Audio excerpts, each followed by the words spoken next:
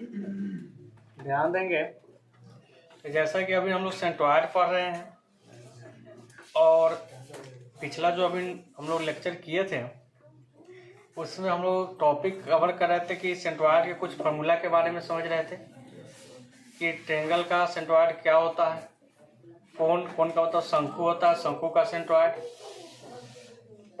Trapezium का centroid, यानी ये सब टॉपिक हम लोग सेमी सर्कल सर्कल का देखे थे। अब हम लोग समझते हैं कि अगर न्यूमेरिकल क्वेश्चन आएगा तो कैसे सोल्व करेंगे, तो उसके लिए कुछ कंसेप्ट है और उस कंसेप्ट के बाद हम लोग डायरेक्ट न्यूमेरिकल क्वेश्चन पे चलेंगे। एक क्वेश्चन हम करेंगे तो सीख लीजिएगा, उसके बाद लगातार आप क्वेश्चन कीजिएगा, जितना आप प्रैक्टिस कीजिएगा उतना ही फायदा होगा। तरीका तो एक ही है क्योंकि इसमें कोई ज़्यादा नया डेरिवेशन फॉर्मूला की जरूरत नहीं होता है, बस आपको निकालने आना चाहिए। जैसे अगर रोटी बनाने आता है उनती ये बनाना सीखना है। तो देखेंगे ए बउआ, तो लिखेंगे topic concept for solving numerical problem.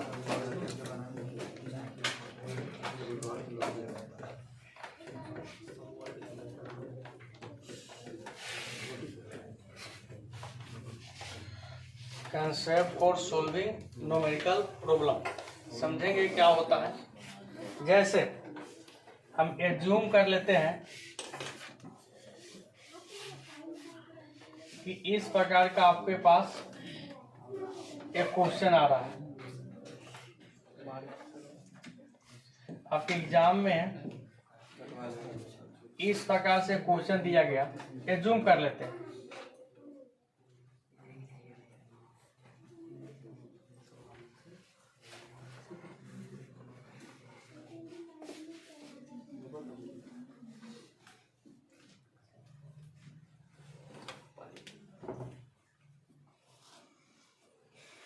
और इसका नाम है टी सेक्शन, मान लेते हैं। तो सबसे पहले आपको करना क्या है कि इसमें minimum number of rectangle divide करना है। मिनिमम कितने रेक्टेंगल इसमें हो सकते हैं? दो से कम तो संभव नहीं है, दो से ज्यादा संभव है, लेकिन मिनिमम रेक्टेंगल लेना है। तो सबसे पहला काम करेंगे क्या, रेक्टेंगल बांट लेंगे, minimum number of rectangle divide करेंगे। अगर ट्रायंगल बनने वाला होता तो ट्रायंगल भी निकालते इससे। अब किसी को 1 मानेंगे, किसी को 2 मानेंगे, ठीक है। उसको रेक्टेंगल 1 मान लिए, इसको रेक्टेंगल 2 मान लिए। इसके बाद सबसे पहले रिफरेंस एक्सिस खींचना है। रिफरेंस एक्सिस में करते क्या है, सबसे लेफ्ट पोर्शन जो है ना, यहाँ पे एक लाइन बनाना और सबसे नीचे एक लाइन बनाना, ठीक है।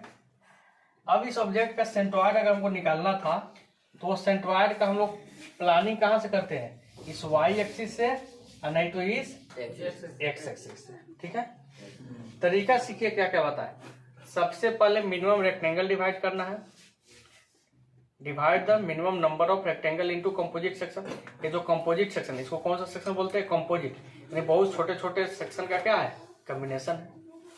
अब प्रत्येक रेक्टेंगल का सेंट्रॉयड निकालो।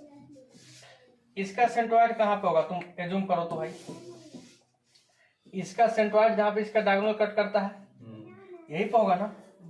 ये जो सेंट्रॉयड है इसका दूरी हमको कहां से लेना है, सबसे नीचे से, समझ में आ रहा है ना। तो इसको हम लेंगे यहां से, इसकी दूरी, ये क्या कहलाएगा, एक्स कहलाएगा कि वाई कहलाएगा, तो रेक्टेंगल 1 है तो इसको क्या बोलेंगे, y1। इसका दूरी अगर हम यहां से लेंगे तो इसको क्या बोलेंगे, x1। तो x1 y1 निकालने आ जाएगा, तो निकाल सकते हो ना। x1 कहां से लेना है, सबसे बाएं वाला जो लाइन खींचे तो वहां से, और y1 कहां लेना है, सबसे नीचे वाले लाइन से। तो x1 निकाल लेंगे, y1 निकाल लेंगे, तो आपको मालूम चल जाएगा। तो पहला स्टेप में क्या करना था, minimum divide the composite section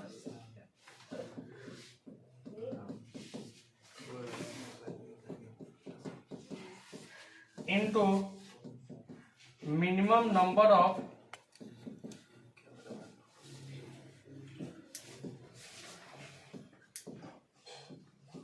अभी रेक्टेंगल ही लिखते हैं। अगर ट्रायंगल बनने वाला होगा तो ट्रायंगल, जितना उसमें डिवीजन हो सकता है, सर्कल बनने वाला होगा तो सर्कल, ये काम करेंगे। दूसरिका में हम क्या बोले थे, स्टेप 2 में आप क्या करोगे, find the centroid of each section, प्रत्येक सेक्शन का क्या निकालेंगे, तो सेंट्रॉइड डिसाइड करेंगे। इसका सेंट्रॉइड यहाँ पे होता है,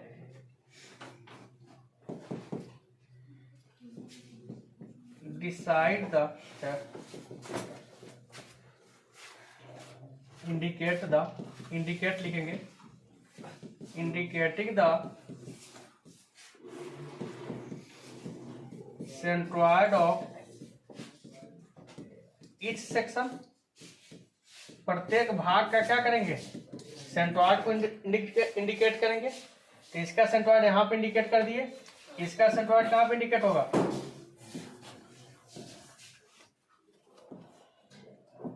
इसका सेंट्रॉइड बताइए तो,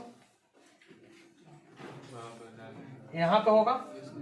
इसका भी दूरी जानते हो कहाँ से लेना है, एक्स वाई, यहीं से लेना है। यहाँ से लेंगे तो इसको अलग बोलेंगे, यहाँ से लेंगे तो इसको अलग बोलेंगे। हमेशा ही खाली जगह इससे मतलब नहीं है, हमेशा दूरी लेना है जो डिफरेंस खींचे थे वहीं से। इसको x2 बोलेंगे या इसको y2 बोलेंगे, ये निकाल सकते हैं ना। फिगर के अनुसार आपको थर्ड में इंडिकेट कर दीजिएगा। स्टेप थर्ड में आपको करना क्या है, फाइंड द वैल्यू ऑफ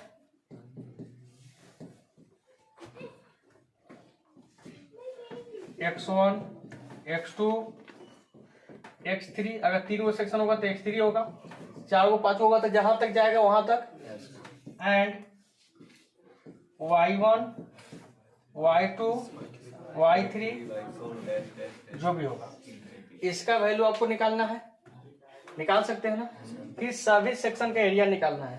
तो रेक्टेंगल का एरिया लंबाई गुने चौड़ाई होता है, ट्रायंगल आता तो 1/2 गुने आधार गुने ऊंचाई। तो अब चौथा स्टेप में क्या करेंगे, step 4, find the area of each section.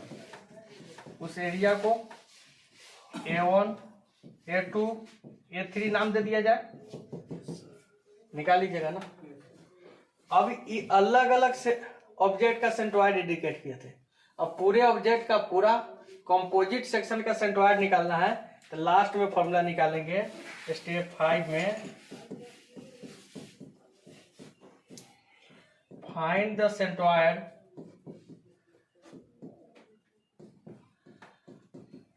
By using following relation,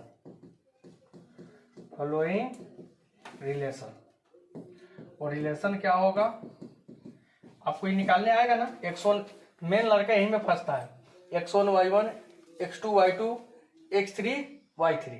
ये क्वेश्चन करेंगे तो आपको समझ में आ जाएगा।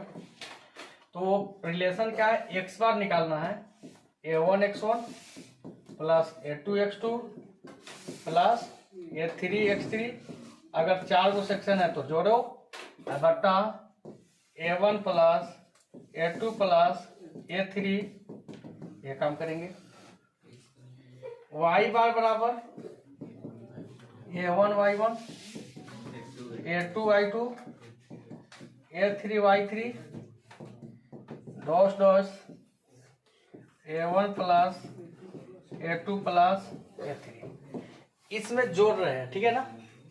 अगर इसी में से बीच में होल होल काट के निकाल दिया रहता तो उसको माइनस करते, तरीका लगभग क्या होगा, सेम होगा। इसमें एरिया था, अगर वॉल्यूम वाला आ जाता तो वहां पे एरिया नहीं निकाल कर क्या निकालते हैं, वॉल्यूम निकालते हैं। कंसेप्ट यही लागू होगा कोई भी क्वेश्चन करते समय, यही स्टेप फॉलो होगा। क्या करना है, पहले मिनिमम रेक्टेंगल यानी मिनिमम सेक्शन में बांटना है। सेक्शन में बांटने के बाद सबका सेंट्रॉइड इंडिकेट करना है। जैसे सिखाया कि ट्रायंगल का कितना होगा, कहाँ पे होगा, अगर वहां पे कोन होता तो कहाँ पे होता, इंडिकेट कर दीजिएगा। और उस पॉइंट का सेंटर कहाँ से खोजना है, नीचे से, नहीं तो सबसे बाया साइड से, कितना दूरी पे है। तो x1 y1 खोज लीजिएगा, x2 y2 खोज लीजिएगा, एरिया निकालिएगा और तब एगो फॉर्मूला लगा देना है। फार्मूला तो कभी जिंदगी में नहीं भुलाइएगा। A1x1 प्लस A2x2 इतना आसान फार्मूला है, पहले इसको नोट कीजिए, फिर आपको हम एक न्यूमेरिकल क्वेश्चन करा के सिखाते हैं कि कैसे निकाला जाता है। आराम से छापिए, धीरे धीरे सबको छाप लेना है, तब फिर हमको क्या करना है, आगे चलना है।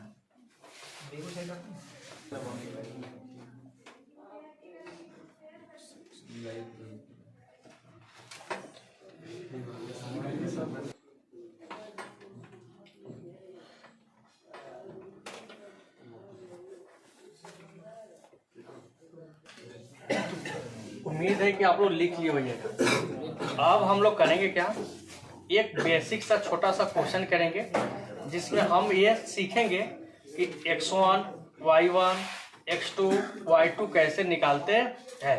उसके बाद फिर तो अपना समय आएगा जो प्रीवियस में पूछे गए क्वेश्चन को हम लोग करेंगे। तो चलिए स्टार्ट करते हैं। जैसे मेरे पास एक क्वेश्चन रहेगा, क्वेश्चन कैसे एग्जाम में रहता है, find the centroid of following T section. कौन सा सेक्शन दे रहे हैं, टी सेक्शन सबसे इजी सेक्शन है, इसलिए हम यहीं से स्टार्ट कर रहे हैं। जैसे एक सेक्शन हम दे देते हैं टी,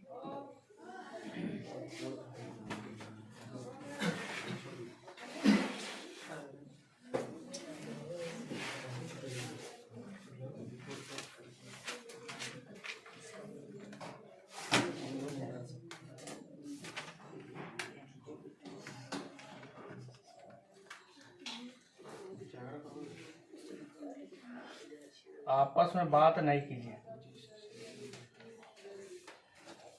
ठीक है ना। ये सेक्शन दिया रहेगा और मेंशन किया रहेगा इस प्रकार से।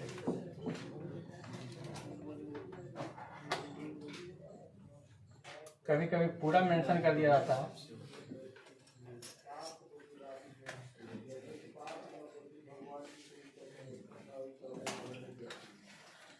तो 20 mm 80 mm 20 mm और 100 mm, ठीक है। आसान सा क्वेश्चन है, इजी वे क्वेश्चन है। देखिए सोल्व कैसे करते हैं। सबसे इजी क्वेश्चन है इस चैप्टर का, कंसेप्ट क्लियर करने के लिए बहुत है। सबसे पहला स्टेप हम आपको बताया क्या है कि सबसे पहले रेक्टेंगल बांटना है। तो हम यहाँ से डिवाइड कर देंगे, 2 रेक्टेंगल हो गए। अब आपकी इच्छा, किसी को 1 किसी को 2 मान लेना है। हम इसको 1 माने, इसको 2 माने, या इसको 1 माने इसको 2 माने, कोई दिक्कत नहीं है। 1 2 कोना में मान के लिख दिए। फिर एक बात बताए हैं,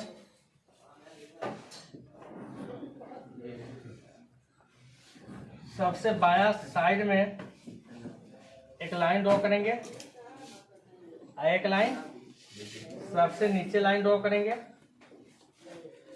अब इसका सेंट्रॉइड हम मान लेंगे कहाँ पे होगा, बीच में होगा ना। नहीं कुछ बुझाएगा तो आप काट लीजिएगा, अगर आपको समझ में आ रहा है तो काटने की जरूरत, इसका सेंट्रॉइड यहीं पर होगा। ये बताइए यहाँ से कितना दूरी पर होगा, गिवन x1। यहाँ से जो दूरी होगा उसको x1 बोलेंगे, और नीचे से जो दूरी था उसको क्या बोले थे, y1 बोल रहे थे। सब कोई बोर्ड पर देखिए, छापिए नहीं तो इतना इजी देखते देखते सबसे हार्ड हो जाता है। इस पॉइंट का दूरी कहाँ से लेना है, लेफ्ट साइड से, और इसी पॉइंट का दूरी कहाँ से लेना है, नीचे से। यहाँ से जो दूरी होगा x बोलेंगे, यहाँ से बोलेंगे y। तो यहाँ से रेक्टेंगल नंबर 1 है, यहाँ से x1 होगा। टोटल 100 है तो 100 का आधा बताया ना कि रेक्टेंगल का सेंट्रॉइड आधा पर होता है। तो x1 कितना हो जाएगा, 50 mm, ठीक है। y1 यहाँ से यहाँ 80, इसका 10, ऐसा ही काउंट कीजिएगा। इसका दूरी कहाँ से लेना है, यहाँ से। तो यहाँ से यहाँ 80 हो गया, इस 20 का आधा 10 ना होगा, तो कितना हो जाएगा, 90 में। अगर नहीं समझ में आया तो 2 बार में लिख दो, 80 प्लस 10। सबको समझ में आ गया कि ये क्या, जो सेंट्रॉइड था उसी का दूरी हमको लेफ्ट से लेना है, इसी का दूरी नीचे से लेना है। तो नीचे से काउंट करो, यहाँ से यहाँ 80 है और इसका 20 का आधा 10 ना होगा, ये तो 10 90 हो गया। फिर इस रेक्टेंगल का एरिया निकालना है। तो एरिया का फॉर्मूला होता है लंबाई गुने चौड़ाई। 100 गुना कितना 20, 100 गुना 2000 mm²। ठीक है, किसी को तकलीफ है? ये निकल के फिर रेक्टेंगल 2 के लिए यही 3 को काम करना है। तीनों काम रेक्टेंगल 2 के लिए करेंगे ना। क्या कीजिएगा, रेक्टेंगल 2 का सेंट्रोइड निकालिएगा। अगर खींचा रहा है तो ठीक है, ये हो गया। इसका दूरी अब कहाँ से लेना है, यहाँ से। तो इसे निकालो, जितना पे ये है उतना ही पे ये दिख रहा है। दूसरा तरीका निकालने का है, टोटल 100 है, बीच में 20 है, तो 40 इधर होगा 40 इधर होगा। इतना तो कॉमन सेंस लगता है ना यार, कि अगर टोटल 100 था, बीच में अगर रास्ता निकाल दिया 20 mm का, तो 40 का जगह इधर बच गया होगा, 40 का इधर बच गया होगा। अब यही दूरी लेना है कहाँ से, इस एक्सिस से। उसको क्या बोलेंगे, x2 बोलेंगे। तो x2 कितना हो जाएगा, 40 से 10 50, 40 10 50 mm। ऐसे भी लिख सकते हो, या एक ऐसा फिगर जिसको हम बीचों बीच मोड़े तो पूरा ढक लेता है, तो सबके लिए वो क्या हो जाता है, बराबर हो जाता है। इसको देखो तो इसे मोड़ेंगे तो पूरा ढक लेगा ना आधे पर। y1 बताओ, y2 बताओ कितना होगा। इस सेंटर का दूरी कहाँ से, यहाँ से। ये 80 था, 80 का आधा कितना हो जाएगा 40 mm। a2 कितना हो जाएगा 80 गुने 20 1600 mm²। जो दिक्कत होता है इसी को निकालने में। फिर से देखेंगे, x2 बुझाया, x2 नहीं बुझाया, देखो कैसे नहीं बुझाया। ये सेंटर है, इसका दूरी कहाँ से लेना है, यहाँ से लेना है। इसका दूरी कहाँ से लेना है, सबसे लेफ्ट वाले पोर्शन से लेना है। तो यहाँ से इसका दूरी कितना होगा, जितना दूरी ये था उतना ही दूरी ये होगा। इससे बनाओ, नहीं तो दूसरा कंसेप्ट है कि बीच में 20 है तो इधर 40 होगा, इधर 40 होगा, तो 40 है, इसका आधा 10 से ना काउंट होगा, 20 है तो आधे ना काउंट होगा 10। ऐसे ही 50 आ गया। y कैसे निकालते हैं, अभी बताएं कि रेक्टेंगल होगा तो इसका जो y होता है इसका आधा होता है, तो ये कितना है 80, तो 80 का आधे ना होगा, नीचे से 80 का आधे ना होगा। ये टोटल कितना है 80, 80 का आधा कितना हो जाएगा 40 हो जाएगा।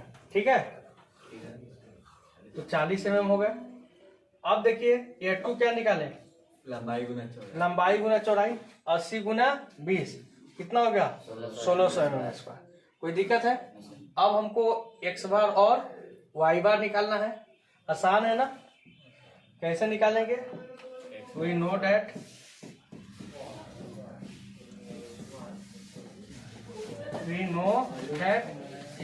x बार बराबर a1 x1 a2 x2 a1 plus a2। a1 कितना था 2000, x1 कितना था 50, a2 कितना था 1600, x2 कितना था 50 बटा 2000 प्लस 1600। सेमेट्रिकल सेक्शन के लिए सब सेम होता है, आप कैलकुलेशन कीजिएगा 50 से आंसर आएगा। 50 कॉमन ले लीजिएगा, 2000 प्लस 1600 3600 बटा 3600 कट जाएगा, यही ना आएगा। कैलकुलेशन करके देखिएगा, कैलकुलेटर पर सेम आ गया। x बार निकल गया। अब क्या निकालेंगे y बार। y बार में कैलकुलेशन करना पड़ेगा, कैलकुलेटर पर रखना पड़ेगा। रखिए तो कैलकुलेटर पे a1 प्लस a2 2000 गुना y1 कितना था 90, 1600 गुना 40 बटा 2000 प्लस 1600 निकालिए तो कैलकुलेटर पर रखिए। बुआ क्या हो गया कैलकुलेटर आप लोग का, देखिए किनका आया कैलकुलेशन, फास्ट कीजिए।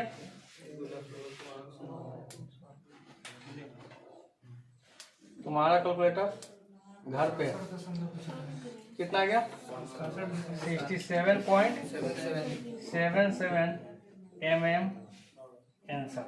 देखिए अब बात आती है थोड़ा कॉमन सेंस की। ये ऑब्जेक्ट था, इसका सेंट्रॉइड आप एज्यूम करो कहाँ पे होगा, नीचे से कितना पे होगा 67 पे, लगभग ये पॉइंट, ये 80 था ना, यहाँ पे इसका पूरा का पूरा सेंटर लाई करेगा।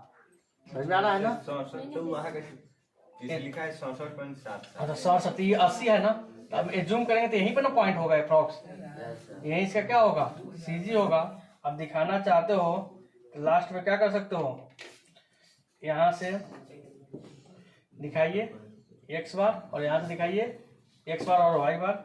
यहाँ पे लिखिए x बार कितना आया है 50 और y बार कितना आया है 67। ये 80 है तो 13 इतना छूट जाएगा। यही एक ऐसा पॉइंट है जिसके चारों तरफ एरिया क्या है इसका सेम होगा। समझ में आ रहा है ना? तो ये मेरा तरीका था सेंट्रॉइड निकालने का। बहुत इजी वे में हम लोग सेंट्रॉइड को क्या किए, निकाल दिए। x बार और y बार। समझ में आ रहा है ना? तो इस प्रकार यहाँ पे 2 सेक्शन था, 3 भी आ सकते हैं, 4 भी आ सकते हैं, 5 भी आ सकते हैं। ये केवल रेक्टेंगल था, रेक्टेंगल प्लस ट्रायंगल भी हो सकता है। एग्जाम में उसी प्रकार से क्वेश्चन पूछे जाते हैं।